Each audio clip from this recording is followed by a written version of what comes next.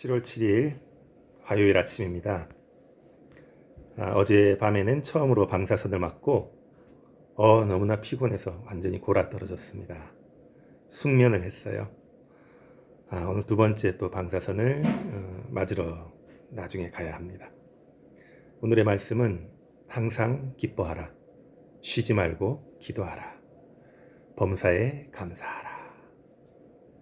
암 환자가 항상 기뻐할 일이 있겠습니까? 라고 생각하는 순간 그 병에서 이기기가 힘들죠.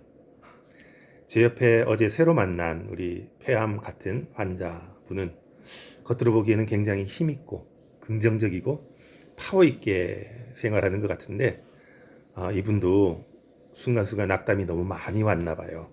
그래서 저에게서 긍정의 에너지를 배우는 게 너무나 고맙고 감사하다고, 이분은 천주교인데 천주님이 목사님을 자기 옆에 보내줬나 보다고 그렇게 고백을 합니다. 제가 병원에 입원하기 위해서 2주 전에 금요일 날 집에서 나오게 되었습니다. 집을 나오려고 이제 문을 여니까 국민일보가 떨어져 있어요. 그 국민일보를 보니까 제 설교가 실려 있었습니다. 참 아이러니하죠.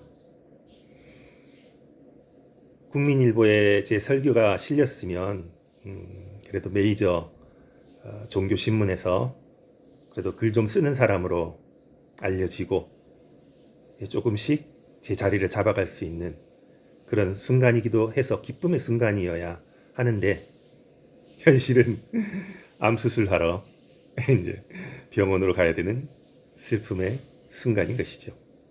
근데 늘 말하지만 만약에 내일 당장 우리가 암이든 어떻게든 목숨을 다할 수 있습니다.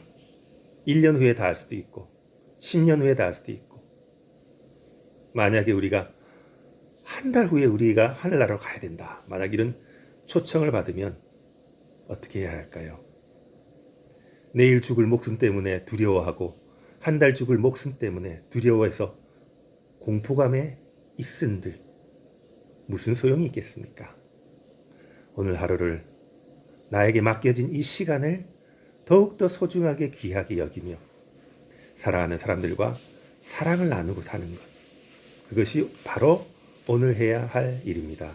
그래서 매일매일을 마지막 날처럼 살아간다면 우리는 인생에 후회 없이 참으로 감사함이 넘치는 그런 삶을 살았노라고 하나님 앞에 고백할 수 있을 것입니다. 그 신문을 뒤적뒤적 하다 보니까 제 글 옆에 어떤 또 개척교회 목사님이, 그분은 벌써 10년 넘었죠. 자기 교회를 달동 내에서 이끌면서 일하신 게 나오더라고요. 달동 내에 무이탁 노인도 많고 독거 노인이 이제 돌아가셔서 며칠 후에 발견되는 그런 경우도 있는데, 그분은 우유를 한 몇 집 이렇게 매일매일 배달을 해드렸대요. 그래서 우유 배달하시는 분에게 만일 우유를 어제 안 먹고 그대로 있으면 교회에 빨리 알려달라 그랬대요. 만약에라도 힘든 과정에 있거나 돌연사 하셨으면 이제 해드려야 되니까. 그러면서 그래, 큰 돈이 아니더라도 몇 천만 원 이런 게 아니더라도 우리가 이웃에게 사랑을 베풀 수 있겠구나 라는 생각을 하면서, 그렇다면 우리 교회는, 우리 개척교회니까 무엇을 우리 주변에 할 수 있을까 생각했습니다.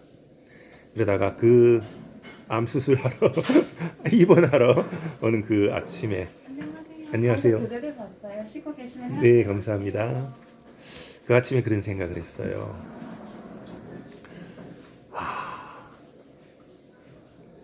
일주일에 한 번이라도 우리가 마른 반찬, 도시락을 싸서 움직일 수 없는 독거노인들에게, 글쎄요, 교회가 규모가 작으니까 한 10집부터 시작해 볼까요?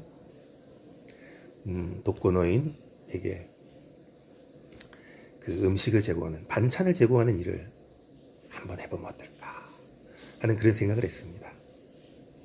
그러면서 굳이 예수님을 전도하지 않더라도 그냥 예수님의 사랑을 전하고 마음으로 전하고 그들을 위로하는 것, 그것이 예수님께서 원하시는 것이 아닐까라는 생각을 했습니다.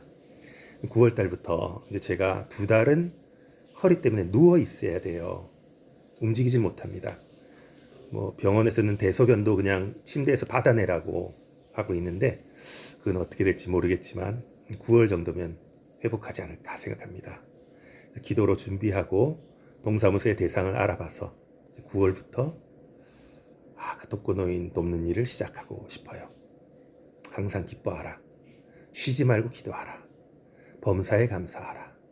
오늘 하루를 주님과 동행하며 만나는 사람들에게, 사랑하는 가족들에게 충분한 사랑을 전하는 그런 삶. 여러분도 오늘 그런 삶 되기를 축복합니다. 사랑합니다.